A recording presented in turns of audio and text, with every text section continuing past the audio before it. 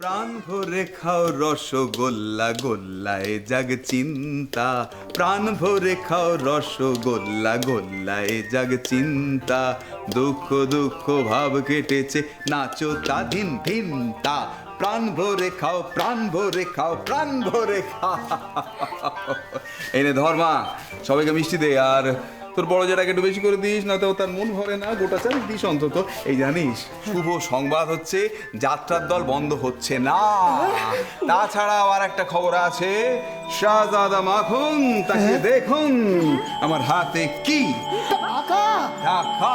টাকা এলো কোত্থেকে? হ্যাঁ এটাই তো বলতে চাইছি, জানিস অধিকারী মশাই আজ আমায় ডেকে বললে, স্বদেশ এই টাকাগুলো রাখো, যাত্রায় প্রথম বায়না হলো, টাকাটা রাখো। আমি কিছুদিন নেবো না, বললাম না তোমায় অগ্রিম দিচ্ছি না, নিয়ম ভেঙে তোমাকে অগ্রিম দিচ্ছি না, শুধু তোমার বাড়িতে একটা মা লক্ষ্মী আছে, তার শুভেচ্ছায় তার ভালোবাসায় আমার আবার যাত্রার দল খুলেছে, তাই পুজো দিচ্ছি। এই টাকা নিয়ে তোমার জ্যাঠার অসুখ সারাও। সত্যি কথা, এই অধিকারীটা একটা ডেঙ্গু ডাঁটার মতো, ওর মধ্যে ফুলবু ধারার মতো এমন স্নেহরস সঞ্চিত ছিল, কে জানতো। ভাগ্যিস মা অলক্ষ্মী অধিকারীকে ডাকতে পাঠালো। কে কে মেচকা কে ডাকতে পাঠালো? না না ছোট, আমি কিছু বলিনি, ঠাকুরপো বলেছে। আচ্ছা আচ্ছা, তুমি সবসময় সবাইকে সবকিছু বলো কেন গো? পারে তুমি তো বলেছিলে যে বাড়ির সকলের সমস্যা সকলকে জানানো উচিত, তাই আমি। তাই ও বেচারা বলে ফেলেছে, একটু ক্ষমা কেন্না করে দে মা। আরে বাবা, কেন বুঝতে পারছিস না? আরে ওর বোধ বুদ্ধি আসতে, মানে পরিপূর্ণভাবে আসতে একটু সময় লাগবে। হ্যাঁ, গবেট ছিল কিছুদিন আগে, এখন তো তোরই ধার করা বুদ্ধি নিয়ে ও গর্বিত। হ্যাঁ, অমনি না, অমনি আমাকে গবেটে ছাপ দিয়ে দিলে। এই দেখো শুন, কোন একটা দোকান চিঠি রাগ করতে নেই। এসো আজকে ইয়েতে এসো, বুকে এসো, বুকে এসো। আজকে একদম মন খারাপ করবে না, আজকে কেউ আমরা মন খারাপ করবো না, আজকে সবার হাসি মুখে থাকতে হবে না। আজকে আমাদের দাদুর চিকিৎসার প্রথম কিস্তির টাকা এলো, আমার তো ওখানে সমস্যা মিটে গেল, যাত্রার দল বন্ধ হচ্ছে না, এরপর তো আমরা দাদুর চিকিৎসা শুরু করতে পারবো। দাও। কিন্তু দাদা, কি হলো? এই বাড়িতে যে আরেকজনের আরো বড় একটা বিপদ হয়েছে। মানে মানে হচ্ছে বড় জেঠু আপিস যেতে পারে না,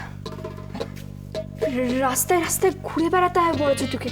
হ্যাঁ, কি বলছিস? কি এর মানে কি? হ্যাঁ, আচ্ছা লক্ষ্মী, সেই কারণেই কি বাবা পার্কে বসেছিল? হ্যাঁ? না মানে বই বা আর কি? দাদা পার্কে পার্কে বসেছিল? এই দাদা, তুই চুপ কর, আমায় বুঝতে দে, ব্যাপারটা বুঝতে দে। দাঁড়া বয়সে পার্কে বসে আছে কেন?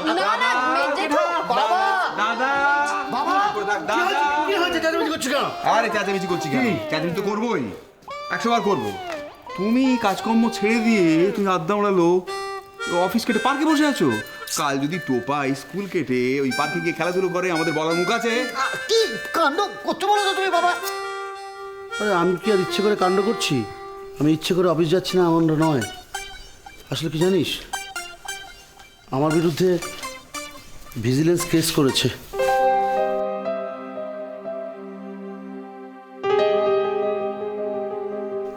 তাই আমি অফিস যাচ্ছি না। কেস? ও বাবা, আরে এত বড় একটা কাণ্ড ঘটে গেল, আর তুই বাড়িতে ওকে বললে না কেন? যে কারণে তুই বলিস নি যে তোর দোকান চলছে না, যে কারণে আমার মেজো ভাই বলেনি যে ওর যাত্রা দল বিক্রি হয়ে যাচ্ছে। আচ্ছা আচ্ছা, বাড়ির সবাইকে চিন্তায় ফেলে কি লাভ হবে বলতো? লাভ আছে বড় জেঠু, লাভ আছে। আমরা সকলে মিলে তোমার সমস্যার সমাধান করব। দেখো আমরা ঠিক করব।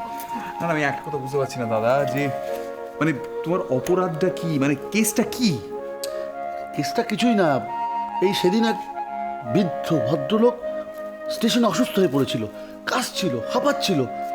তার সঙ্গে কেউ ছিল না, একজন মাত্র লোক ছিল যার টিকিট কাটার পয়সা ছিল না। আমার দেখে খুব মায়া হয়েছিল। আমি বললাম ঠিক আছে, আপনি ওকে নিয়ে চলে যান, টিকিট ছাড়াই চলে যান, আরে প্রাণটা তো বাঁচবে। সেটা দেখে আমার এক কলিগ আমার বিরুদ্ধে নালিশ করে দিয়েছে।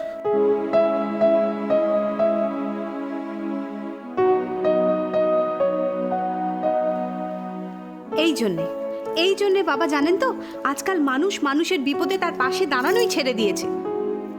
আচ্ছা বাবা, ওই যে বৃদ্ধ রোগী যার কথা বলছেন, সেও চুপ করে রইলো, একটা কথা কইল না। আরে ও কি করে বলবে? ও তো কথা বলার অবস্থাই ছিল না, কাজ ছিল, হাঁপাচ্ছিল। ও কি করে কথা বলে? আর যে লোকটা ছিল সে তো বেপাত্তা। আবার যাওয়ার সময় নাকি বলে গেছে যে আমি টাকা নিয়েছি অথচ রসিদ দিইনি। বাবা, তোমার কেসটা কে দেখছে? কে সে দেখছে একজন, তোরা চিনবি না, আর ভিজিলেন্স অফিসার, খুব কড়া, ঘুষটুসও খায় না। তিনি আসছেন কালকে আমাকে জেরা করতে। না খাক বড় জেঠু, খাবার তো খায়, পাঠার মাংস আর ভাত। কাল তো তিনি আসছেনই তোমাকে জেরা করতে। আমরা সকলে মিলে তাকে সত্যিটা জানাবো। তুমি একদম চিন্তা করো না বড় জেঠু, দেখবে সব ঠিক হয়ে যাবে।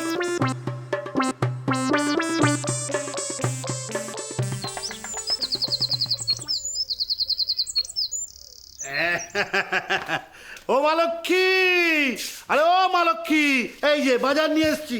বাহ, হ্যাঁ। বাজার এসে গেছে? হ্যাঁ, আসছে। তাহলে আমি সকলকে ডেকে ফেলি। হ্যাঁ, যে যেটা ভালো করে রান্না করতে পারে করে ফেলুক। দিদি ভাই, ও দিদি ভাই, আসছি। এই যে লক্ষ্মীমণি, হাজির হয়ে গেছি। দিদি ভাই, আজ কিন্তু আমাদের পরীক্ষা। আজ অফিসারকে ভালো করে খাইয়ে দাইয়ে খুশি করতে পারলে তাহলেই কিন্তু উনি বড়জেঠুর কথা শুনবেন, বুঝলে?